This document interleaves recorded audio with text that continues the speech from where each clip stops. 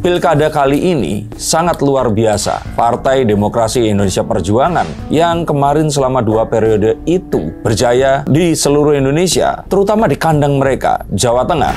Kemudian PDIP berdalil bahwa bansos serta mobilisasi kekuasaan, terutama yang dilakukan oleh Partai Coklat. Demikian PDIP di sini menuduh kepolisian ikut cawe-cawe, mengkondisikan agar PDIP di sini kalah. Ini adalah penyebab kandang banteng bisa jebol seperti sekarang ini.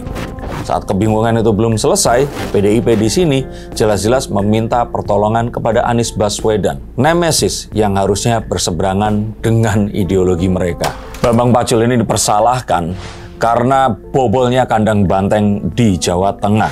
Kenapa kok harus dia yang nyebokin ini semua? Apakah karena dia adalah komandan pemenangan untuk Mas Rambo Andika Perkasa? Apakah karena dia dianggap merupakan tangan kanan dari Mbak Puan yang dianggap ya di sini itu nggak setegas Ibu Mega? Apakah betul Mas Bambang Pacul di sini main 2 kaki? Dan mengapa kalau saya bilang sebenarnya bukan dia yang harusnya dipersalahkan, tapi Mas Hasto lah yang harusnya dimintai pertanggungan jawab. Yuk kita akan lihat menggunakan kartu-kartu saya.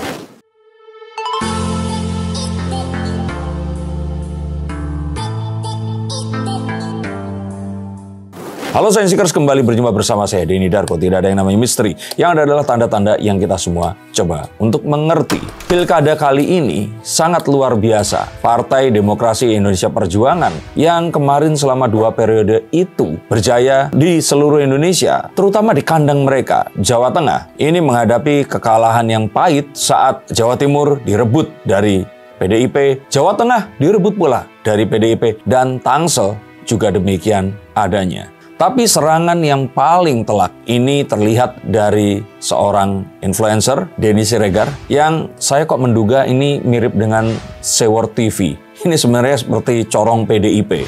Meminta Mas Bambang Pacul atau Bambang Wuryanto untuk mundur karena dianggap gagal mempertahankan kedikdayaan PDIP di Jawa Tengah. Tapi tentu saja kita belum lupa, di awal tahun kemarin Mas Ganjar yang jelas-jelas gubernur Jawa Tengah saja, ini juga dihabisi suaranya dan mengalami kekalahan suara di Jawa Tengah. Dan ini diduga menjadi pola yang sama yang menyebabkan kandang banteng, ambyar, dan rungkat.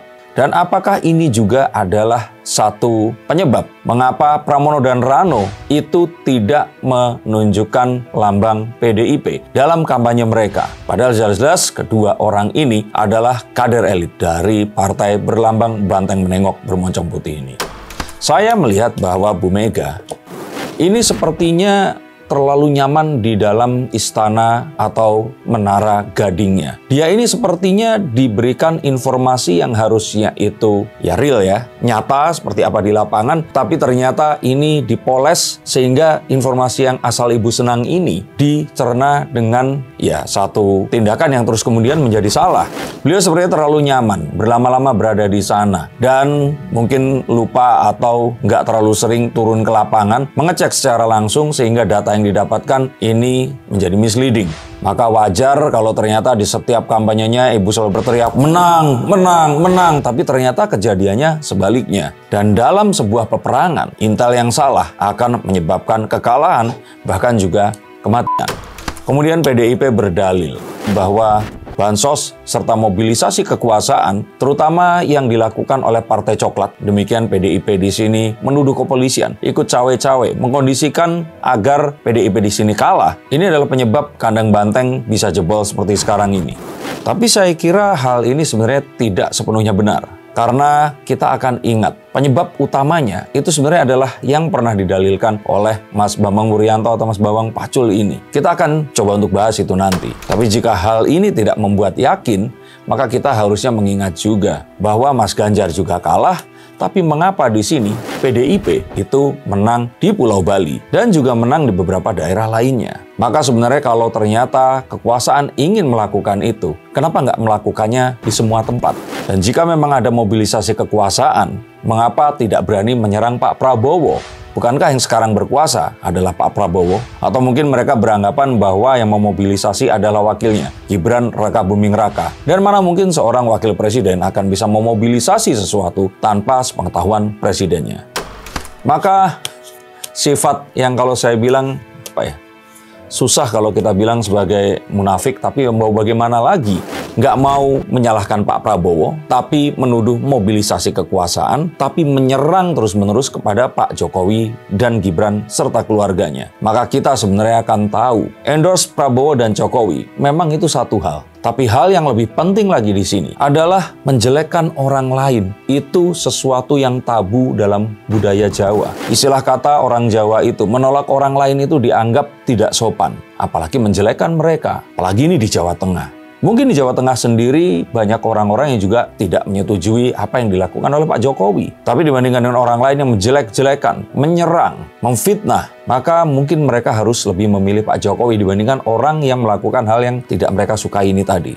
Maka ini semua sama dengan kejadian saat Mas Ganjar mencoba menilai kinerja Pak Prabowo yang dianggap tidak sopan dan langsung membalik suasana dan membuat masyarakat malah jadi antipati dan mendukung Pak Prabowo Subianto. Mas Bambang Pacul itu pernah bilang, jangan menyerang orang yang cantik, jangan menyerang orang yang tampan, jangan menyerang orang yang baik. Mereka ini adalah orang-orang yang akan sakti apapun yang terjadi, dan menyerang mereka sama dengan bunuh diri. Ini sebenarnya bukan artinya membenarkan apapun yang dilakukan oleh orang-orang ini tadi, tetapi melakukan tindakan penyerangan bertubi-tubi sambil mengharapkan dukungan dari masyarakat bukanlah sebuah kombinasi yang tepat untuk meminta masyarakat memilih mereka sebagai wakil baik di pemerintahan pusat maupun daerah. Apalagi kita akan tahu bahwa masyarakat Jawa Tengah di sini itu memiliki kedekatan yang spesial dengan Pak Jokowi yang juga wong Solo. Dan tentu saja ini akan berbeda dibandingkan dengan kalau harus memilih dengan Bu Mega yang keturunan dari Pak Karno yang ibunya Bali, bapaknya sih Jawa Tengah ya. Tapi Pak Karno ini lebih diidentikan ke Jawa Timurannya karena lahirnya di Peneleh, Surabaya. Bahkan makamnya pun ini ada di Kota Blitar. Dan ibu dari Bu Mega, Bu Fatmawati almarhumah ini yang lahirnya malah di Bengkulu. Maka jika harus memilih, masyarakat akan lebih memiliki kedekatan dengan Pak Jokowi yang figurnya masih nyata, masih hidup, dan memiliki kesamaan dengan dirinya atau orang-orang di sekitarnya. Kalau kita ketemu dengan Pak Karno, ini kelihatan banget beliau seperti seorang priayi. Digambarkan beliau bertubuh tinggi, tegap, tampan, berpendidikan. Tapi kalau ketemu Pak Jokowi, ini kan kayak ketemu dengan orang-orang yang kita lihat sehari-hari. Kita menjumpai saudara kita mungkin seperti Pak Jokowi, Pak Ade kita, Pak Le kita. Bisa saja orang-orang yang bahkan mereka ini memiliki strata sosial di bawah orang-orang ini tadi. Kita sering melihat seorang petani yang wajahnya memper dengan Pak Jokowi juga. Maka kedekatan ini yang lebih menggambarkan tentang wong cilik dibandingkan dengan Bu Mega, Mas Hasto, atau Pak Bambang Pacul sekalipun. Maka sebenarnya kemarin itu waktu Mas Ganjar muncul, itu sudah Jokowi banget. Tapi saat dia menyerang, maka orang langsung melupakan hal itu. Maka strategi menyerang dan menjelekkan ini sebenarnya sudah nggak relevan lagi. Saya akan coba untuk bahas di konten yang lainnya. Tapi kita akan tahu jika PDIP tetap kekeh menggunakan ini sebagai metode mereka untuk merebut kekuasaan, maka ini tidak akan berhasil dengan baik. Apalagi jika mereka tetap melabelkan wong cilik dalam sepak terjang mereka. Bahkan yang sangat saya prihatinkan, Denny Siregar di sini mengatakan bahwa dengan mengganti Pak Bambang Wuryanto ini dengan darah yang lebih muda, maka kita bisa mempersiapkan untuk pemilihan di 2029 nanti di mana PDIP akan memperoleh kemenangan. Ini jadi malah mengesankan bahwa partai dibuat hanya untuk merebut kekuasaan. Mengapa tidak mengatakan bahwa kaderisasi ini harus dilakukan agar PDIP bisa mengawasi jalannya pemerintahan saat mereka akan menjadi oposisi untuk menegakkan ideologi yang mereka selama ini miliki dan percayai. Saya melihat bahwa Bu Mega ini tidak terinformasi tentang hal ini, tentang kekisruhan yang ada di luar menara gadingnya. Dan mungkin apa yang diberikan itu sesuatu yang mungkin beliau tinggal lihat, bahkan mungkin saja apapun yang dilakukan adalah apa yang beliau tinggal brief dan bacakan. Maka sangat disayangkan saat kemarin beliau melakukan konferensi pers, melakukan penuduhan yang kalau saya kira jadi dan membuat masyarakat bingung, dan para pendukungnya pun di tingkat pelosok ini juga kebingungan. Bagaimana mungkin bisa menyerang kekuasaan Pak Prabowo di saat bersamaan memuji-muji dan terlihat ingin bisa bergabung dengan pemerintahan ini.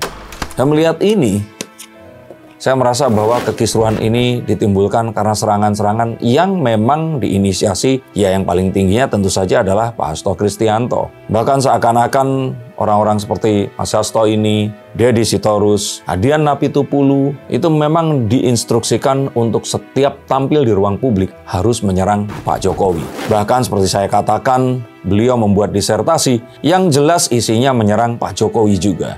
Bagaimana yang memberitahukan kepada beliau bahwa cara ini sudah tidak akan efektif dan hanya akan menggali kuburan untuk PDIP ini sendiri.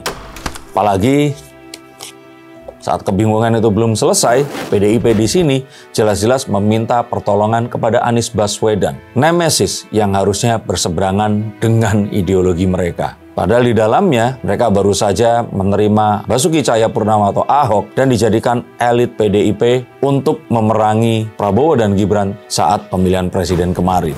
Mengapa banyak sekali kegagalan strategi tidak dijadikan pembelajaran agar PDIP ini bisa lebih progresif dan melakukan sesuatu yang lebih menguntungkan jika memang mereka menginginkan kekuasaan menjadi sebuah moda transportasi untuk ideologi mereka bisa disebarkan. Maka saya pikir jika ini terus dilakukan, perpecahan di dalam tubuh PDIP ini akan dan pasti mungkin saja sedang terjadi. Di mana Mas Bambang Pacul, jika tidak segera didengarkan, sangat mungkin beliaulah yang malah mungkin akan keluar dan meninggalkan partai di mana dia dibesarkan ini. Ataukah malah mungkin jika untuk menghindarkan ini Mbak Puan yang akan diangkat dengan ditemani oleh Mas Bambang dan mencoba untuk merubah arah perjuangannya dengan tidak mendiskreditkan lawan politiknya sehingga apapun yang akan diambil menjadi oposisi atau tidak selama 5 tahun ke depan dan di 2029 PDIP akan kembali berjaya dan menjadi salah satu partai terbesar yang akan menentukan arah dan langkah kemana Republik ini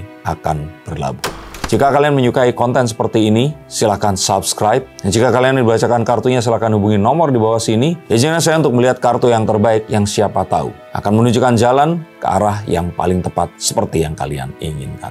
Terima kasih, sampai jumpa, dan salam.